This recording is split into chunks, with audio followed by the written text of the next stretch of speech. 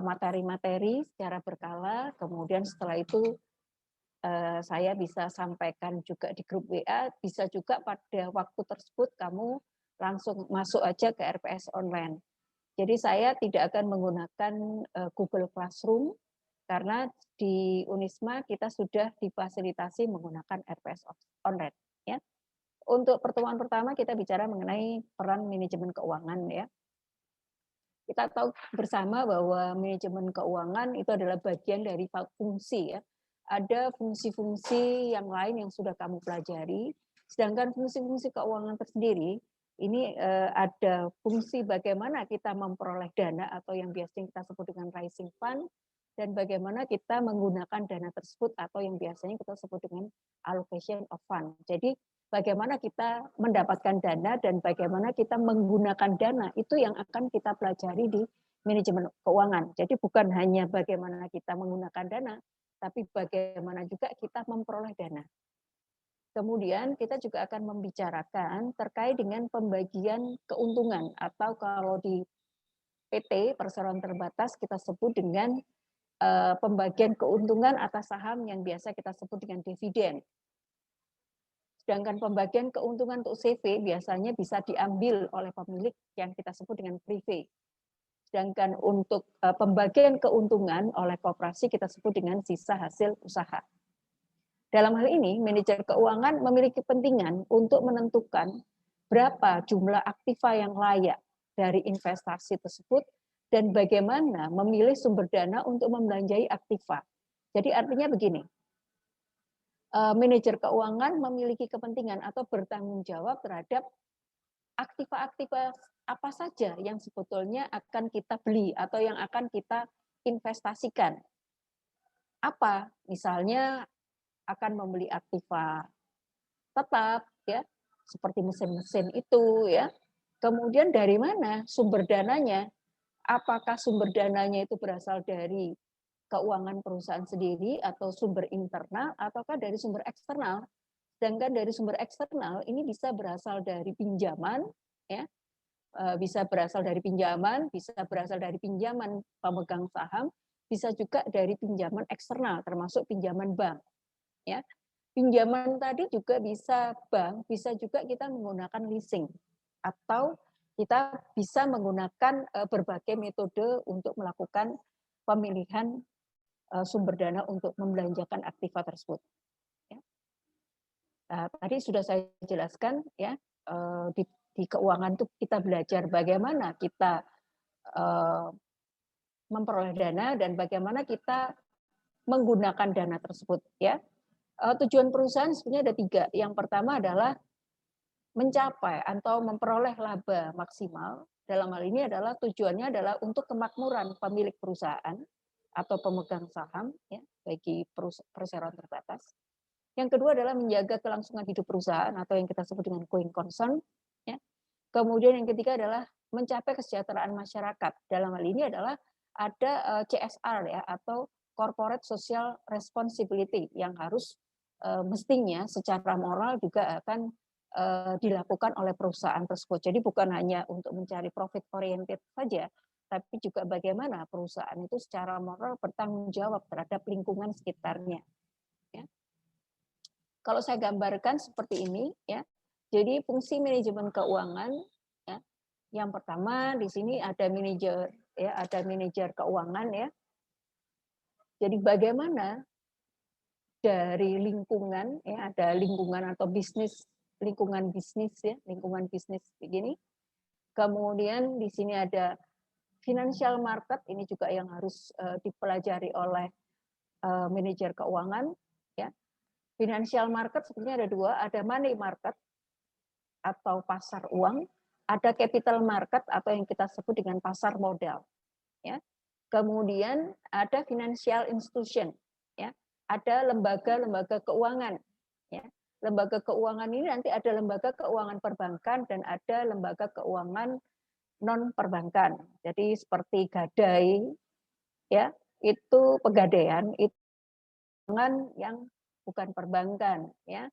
Kemudian ada juga leasing itu non perbankan. kemudian ada individual investor dan ada institutional investor. Inilah bagian dari bisnis environmental atau lingkungan bisnis. Ya.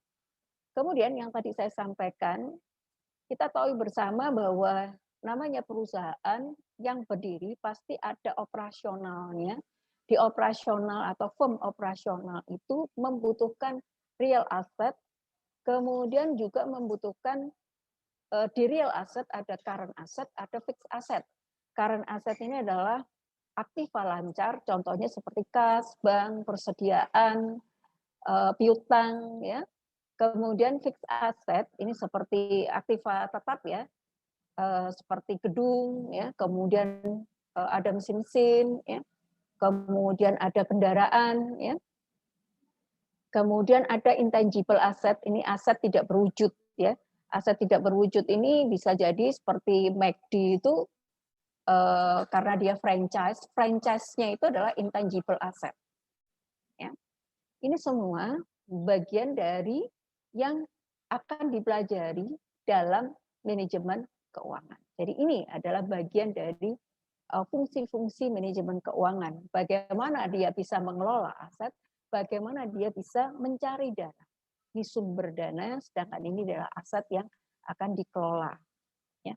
Tujuannya apa? Tentu saja adanya keuntungan. Ya, tadi saya jelaskan ada 3. Ada keuntungan, ada kelangsungan hidup, dan sebagai pertanggungjawaban secara moral. Ya. Ini tadi penjelasan gambarnya ya, rising fund, di situ adalah fungsi manajer keuangan pada saat dia mengumpulkan dana, ada allocation fund, bagaimana dia menggunakan dana dialokasikan kepada aktiva lancar dan aktiva tetap fixed asset ya, dan current asset. Ya. Yang ketiga adalah yang terkait dengan dividend policy atau kebijakan dividen. Kita tahu bersama pada saat ada keuntungan, tadi sudah saya sebutkan, keuntungan tadi akan di-share-kan kepada pemilik modal. Ya. Tentu saja share keuntungan tadi ya, itu dilakukan setelah perusahaan mampu membayar kewajiban-kewajibannya baik jangka pendek maupun jangka panjang. Sedangkan sisa dari yang dibagikan ya. Jadi kalau ada keuntungan yang jelas ada kewajiban untuk membayar pokok dan bunga pinjaman, setelah itu ada laba bersih yang dibagikan dalam bentuk dividen kalau PT, kemudian ada laba yang diinvestasikan kembali. Kenapa? Karena kalau laba ini dibagikan semua, perusahaan tidak bisa tumbuh atau tumbuhnya kurang baik. Tapi kalau diinvestasikan kembali, perusahaan semakin lama menjadi semakin besar. Ada trade-off atau risiko, ya ada trade-off ya yang harus kita pilih antara risiko dan keuntungan. Jadi kita jangan berpikir bahwa pada saat perusahaan beroperasi itu pasti untung terus ya, tapi ada risiko yang bisa jadi akan diterima oleh perusahaan. Ya. Kenapa? Karena risiko itu juga akan terikat pada setiap keputusan yang diambil oleh manajer keuangan. Ya. Tidak hanya profitabilitas, tapi juga risk. Ya. Dan ini nanti akan mempengaruhi nilai perusahaan. Jadi perusahaan atau value of firm pada saat perusahaan itu mendapatkan keuntungan terus-menerus, otomatis value of firm-nya bagus. Tapi pada saat perusahaan itu mengalami risiko kegagalan, ya biasanya akan terjadi kerugian, sehingga nilai perusahaan itu menjadi buruk. Ya. Risiko dan profitabilitas ini biasanya akan ditentukan oleh skala perusahaan, ya, jenisnya, proporsi hutangnya. Perusahaan yang memiliki hutang yang lebih besar dibandingkan perusahaan yang memiliki pinjaman yang kecil, ya, apakah dia lebih bagus dibandingkan perusahaan yang pinjamannya besar? Belum tentu juga, karena kita juga akan melihat pada saat perusahaan itu pinjam kepada pihak lain, berarti ada bunga yang harus dibayar. Bunga itu bisa dibayarkan secara pajak, sehingga akan mengurangi teks yang akan dibayarkan kepada negara. Ya. Oke. Tapi yang harus diperhatikan juga posisi likuiditas, posisi profitabilitas ya pada perusahaan tersebut. Ya. Oke. Fungsi manajemen keuangan yang pertama tentu saja ada perencanaan. Ya. Yang kedua ada kita harus mengukur investasi dan pembiayaan. Ya. Yang ketiga, manajer keuangan harus bekerja sama dengan manajer yang lain. Ya, berarti supaya apa? Supaya operasional bisa lebih efisien. Yang keempat, biasanya ada penggunaan pasar uang dan pasar modal. Manajer keuangan akan menghubungkan perusahaan dengan pasar keuangan, di mana dana bisa diperoleh dari suatu perusahaan yang bisa diperdagangkan. Ya. Ini keputusan yang diambil itu ada tiga. Ada tiga keputusan besar. Yang pertama adalah investment decision, yang kedua adalah financing decision. Investment decision adalah keputusan investasi. Jadi aktiva apa yang dipilih atau apa yang akan dilakukan oleh manajer keuangan. Yang kedua adalah keputusan membelanjakan atau financing decision. Nah, keputusan yang pertama tadi dibelanjakan dengan menggunakan apa? Jadi kalau keputusan pertama misalnya membeli mesin. Nah, membeli mesin tadi itu menggunakan uang apa? Berasal dari sumber internal ataukah eksternal. Ya.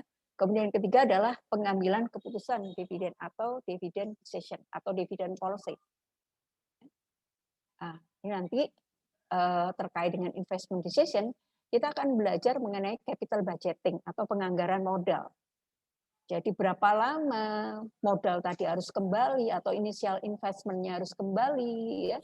Kemudian perkiraan keuntungannya berapa, itu bisa kita pelajari di capital budgeting. Sedangkan pengambilan keputusan pembelanjaan atau financing decision, nanti kita belajar mengenai cost of capital di pertemuan berikutnya ya. Ada sumber modal itu berasal dari hutang, bisa berasal dari saham preferen, bisa berasal dari saham biasa, dan bisa berasal dari laba yang ditahan. Jadi ada reinvestment. Ya. Nah, ini mengingatkan kembali ya pada teman-teman seperti ini neraca. Jadi ada yang single, sebetulnya ini yang posisinya kita yang saya contohkan yang pakai T ya.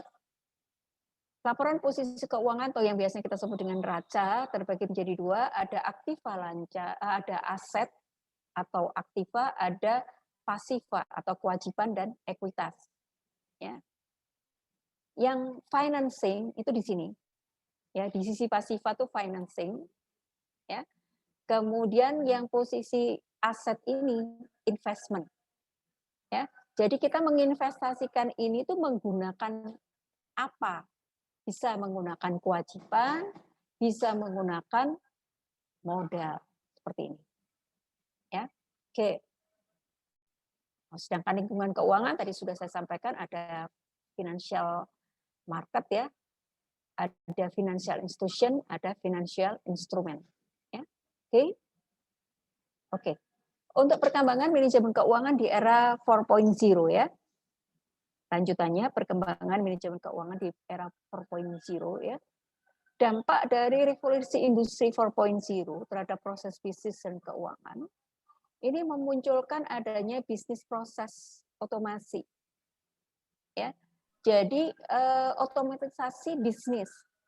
Seperti kalau kamu lihat sekarang ini sangat mudah orang membeli produk ya dengan menggunakan kita masuk di Tokopedia, kita bisa masuk di P2KI Bishop ya. Kita bisa masuk di big data atau data analisis ya. Kita bisa juga menggunakan blockchain ya. Ya, sekali lagi bisnis proses otomatisasi di sini yang sudah kita lakukan di masa pandemi ini ya. Di mana orang bisa berbelanja secara online. Ya. Kemudian yang kedua, dampak dari revolusi industri 4.0 adanya big data. Kalau kamu mencari data sekarang menggunakan sumber internet luar biasa banyak. Kalau dibandingkan dengan saya dulu ya, dulu sangat sulit bagi saya untuk akses laporan keuangan. Tapi kamu sekarang dengan mudah untuk mencari laporan keuangan untuk perusahaan-perusahaan yang go public. Ya. Kalau dulu nyarinya harus ke Jakarta, kalau sekarang menggunakan data yang ada di internet sudah bisa. Ada blockchain, ada artificial intelligence, ya. Blockchain ini juga yang sekarang ini digunakan oleh perusahaan-perusahaan besar, ya, termasuk juga artificial intelligence. Seperti misalnya di perbankan, ya, di perbankan tuh kalau kamu sekarang ada WA-nya perbankan begitu ya, begitu kamu menyampaikan selamat siang, langsung dia akan dijawab secara otomatis ya. Ada kecerdasan-kecerdasan buatan yang dibuat oleh perusahaan-perusahaan sehingga memudahkan masyarakat atau konsumen atau pihak-pihak lain berkomunikasi dengan perusahaan tersebut. Kemudian adanya cloud computing ya. Jadi sekarang ini kalau kita menyimpan, kalau di era saya, di awal zaman saya kuliah dulu ya, pertama menggunakan disket ya. Kemudian disketnya menjadi lebih kecil. Kemudian menggunakan apa namanya? Sebelum menggunakan flash disk menggunakan CD. CD ada CD writer, ada CD-RW, kemudian menggunakan flash disk. Kalau sekarang ya kita tidak perlu itu semua, kita bisa mengandalkan pada cloud computing. Jadi kalau misalnya seperti saya sekarang ini mengajar, saya mengandalkan cloud computing. Jadi nanti rekaman ngajar saya itu nanti akan langsung terkirim ke email saya. Nah ini ya, ini cloud computing ini juga menjadi memudahkan bisnis pada masa sekarang ini. Kamu selaku generasi milenial ya harus memahami itu semua karena kamu nanti akan hidup di masa tersebut. Ya sekarang aja mulai tahun kemarin kita sudah menggunakan mau nggak mau suka nggak suka kamu menggunakan RPS online. Jadi RPS online ini sebutnya adalah blockchain yang dilakukan oleh Unisma. Ya. Bisnis proses. Ya. Bisnis proses itu ada flow material, ada information, dan ada knowledge. Ya. Pada saat kita bicara mengenai proses bisnis, kita tidak hanya bicara mengenai material, kita tidak hanya bicara mengenai raw material atau bahan baku, kita juga bicara mengenai informasi, kita juga bicara mengenai pengetahuan. Ya. Kalau misalnya kita tidak memiliki information atau kita tidak memiliki knowledge, ya, otomatis proses bisnisnya juga akan menjadi lebih lambat, ya, atau tidak secepat mereka-mereka yang memiliki informasi. Sebagai contoh misalnya, sekarang kamu misalnya menjual produk secara online dan secara offline. Kalau hanya menjual produk secara offline, bisa jadi buka toko begitu ya, bisa jadi penjualan kita akan menurun. Kenapa? Karena orang sekarang dengan adanya COVID seperti ini, orang akan keluar rumah itu akan berpikir terlebih dulu ya. Dia lebih suka untuk di rumah berbelanja ya. Yang semua bisa dilakukan di rumah, dia akan lakukan di rumah untuk mengurangi risiko sakit ya seperti itu. Sehingga knowledge, pengetahuan bagaimana menjual secara online itu menjadi sebuah kebutuhan. Demikian juga pada saat kita bicara keuangan. Keuangan itu tidak pernah jauh dari namanya lembaga keuangan. Atau kita ambil contoh misalnya perbankan aja. Ya. Perbankan sudah beberapa waktu yang lalu dia sudah bisa menggunakan mobile banking, dia sudah bisa menggunakan internet banking. Sekarang pelayanannya ditambah dengan menggunakan WA. Jadi kalau misalnya ada keluhan-keluhan pelanggan itu nggak perlu datang ke bank, tapi bisa menggunakan WhatsApp, ya, yang nanti ada yang menjawab secara otomatis. Ya. Oke, yang berikutnya steps of activities and steps. Jadi bagaimana kita membuat aktivitas-aktivitas itu kita setting, kita atur aktivitas itu sehingga menjadi lebih efisien. Langkah-langkahnya seperti apa? Ya. Kemudian kita juga melihat dasarnya dari fungsi atau kita bisa cross ya lintas fungsi. Jadi kalau dulu itu ya awal itu harus pada saat kita bicara mengenai pabrikan ya awal berarti dimulai dari bahan baku, kemudian ada pemotongan dan seterusnya. Kalau sekarang kita bisa langsung dari misalnya dari barang jadi menginformasikan ke bahan baku dan sebaliknya. Ya, ada cross fungsional sehingga kejadian buruk itu tidak terjadi di akhir tapi sudah bisa dikontrol di setiap step, di setiap langkah. Ya.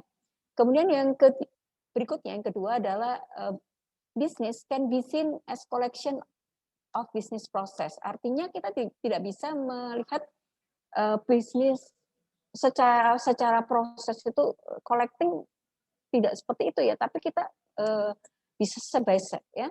Kemudian ada bisnis proses, di sini may be asset or liabilities. Jadi proses bisnis bisa jadi kita memilih dari sisi aktifannya dulu atau kita memilih dari sisi kewajibannya dulu ya. Ya, oke. Jadi kita ambil contoh di situ misalnya manufacture dan produksi, misalnya assembling produknya seperti apa. Sales dan marketing, bagaimana kita mengidentifikasi customer-nya, konsumennya. Untuk financing, kita bisa bagaimana kita bisa creating financial statement. Bagaimana kita bisa membuat laporan keuangan, ya. Bagaimana kita bisa menganalisa laporan keuangan sehingga laporan keuangan itu bisa berguna sebagai informasi bagaimana perusahaan itu harus atau manajer keuangan harus mengambil sebuah keputusan. Sedangkan dari sisi human resources biasanya terkait dengan hiring employee, bagaimana sebaiknya merekrut employee atau tenaga kerja. Ya, ini adalah prosesnya. Ya, kamu bisa lihat di sini ya ada sales ya. Sales itu orang penjualan itu mengenerate order. Dia order secara generate seperti apa. Kemudian setelah itu dia akan menyampaikan ini loh ordernya, ini loh kira-kira kebutuhannya ini. Kemudian bagian keuangan atau accounting akan melihat ya, akan melihat seperti apa kondisi keuangannya ya. Kemudian apakah akan di-approve ataukah akan ada generate invoice ya. Kemudian setelah itu ada bagian manufacture yang nantinya akan memproduksi barang. Ya. Oke. Sebetulnya bagaimana informasi teknologi itu bisa mengembangkan proses bisnis. Ya. Jadi bagaimana teknologi informasi itu bisa mengembangkan proses bisnis. Ya. Yang pertama adalah terkait dengan otomatisasi. Ya. Jadi dengan adanya otomatisasi, ya, kenapa kok bisa otomatisasi? Otomatisasi terjadi karena adanya pengembangan teknologi. Kalau dilakukan secara otomatis bisa lebih efisien. Ya, tidak perlu nunggu, bisa lebih cepat. Ya. Kemudian yang berikutnya adalah mengenabling untuk proses yang baru. Jadi masuk ke proses yang barunya juga menjadi lebih cepat. Ya. Merubah informasi, mereplace step-nya, mengeliminasi, jadi mengurangi delay-nya. Jadi kalau misalnya delay-nya, keterlambatannya itu bisa dikecilkan, otomatis decision making-nya juga bisa menjadi lebih baik. Dan ini akan mensupport bisnis model yang baru. Jadi coba kamu bayangkan sekarang, bandingkan dengan pada saat kamu tidak menggunakan daring. Pada saat kamu tidak menggunakan daring, 12:30 kamu masih nunggu di luar. Ya. Kemudian setelah itu saya datang, kemudian kemudian setelah saya datang, kamu baru masuk. Saya masih nungguin kamu masuk. Kemudian saya baru prepare. Nah, ini tidak efisien. Kalau sekarang dengan menggunakan daring, kita menggunakan teknologi ya. Kita menggunakan daring, tadi saya sudah kasih link di RPS online, jam 12:30 kamu bisa masuk dan proses itu berjalan. Inilah yang disebut dengan sesuatu yang baru, kebaruan. Di bisnis pun sama. Pada saat kita bisa mengotomatiskan semua produk, semua yang dilakukan, ya, sehingga akan tercipta flow information yang baru, akan tercipta step yang baru, ya, sehingga bisa mengeliminasi keterlambatan-keterlambatan yang akan mensupport bisnis model yang baru. Ya. Biasanya revolusi industri 4.0 ini ditandai dengan peningkatan digitalisasi manufaktur. Ya. Ada beberapa faktor. Yang pertama adalah yang terkait dengan peningkatan volume data, ada kekuatan komputasi, dan ada konektivitas. Ya. Munculnya analisis atau kemampuan dan kecerdasan bisnis, terjadinya interaksi antara manusia dan mesin, seperti yang kamu dan saya lakukan pada saat ini. Ya. Nantinya juga ada perbaikan instruksi transfer digital dalam dunia fisik. Ya. adanya robotik, adanya 3D printing ya, sehingga nanti juga akan lebih efisien lagi ya. Oke. Sedangkan untuk sektor publik biasanya menggunakan integrated financing management system, menggunakan platform keuangan ya. Mungkin nanti saya bisa tunjukkan salah satu platform yang sudah kami gunakan di P2KIB ya. Kemudian ada otomatisasi perbankan sejalan dengan GNNT ya, gerakan non tunai ya, sebaiknya menggunakan perbankan. Adanya fintech, kamu menggunakan apa? Menggunakan GoPay ya, kamu menggunakan apa ini namanya untuk pembayaran dengan menggunakan digital ya, OVO ya, menggunakan OVO itu bagian dari fintech ya. Ada T-Cash, ada finansialku, ada modalku, ada danaku, pasti banyak lagi. Ya. Kemudian cloud hosting tadi sudah saya sampaikan, cloud adalah teknik penyimpanan ya. Ini lebih mudah, kita nggak usah menggunakan alat, kita menggunakan cloud. Nanti kita bisa masuk di Dropbox atau Google Drive ya. Ini juga ada jual beli online, ya, bisnis online, ya, mobile banking dan seterusnya. On demand service ini yang digunakan seperti transportasi online. Ada online marketing, ini ada bagian ya yang sekarang banyak kita pakai ya. Sekarang ini bikin laporan keuangan bisa lebih cepat, ya, pinjaman modal lebih cepat lagi ya. Itu mungkin yang bisa saya sampaikan ya. Sebetulnya kamu bisa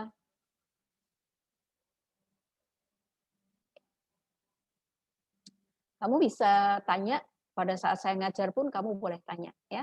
Silakan mungkin kalau ada yang ditanyakan Mbak dan Mas.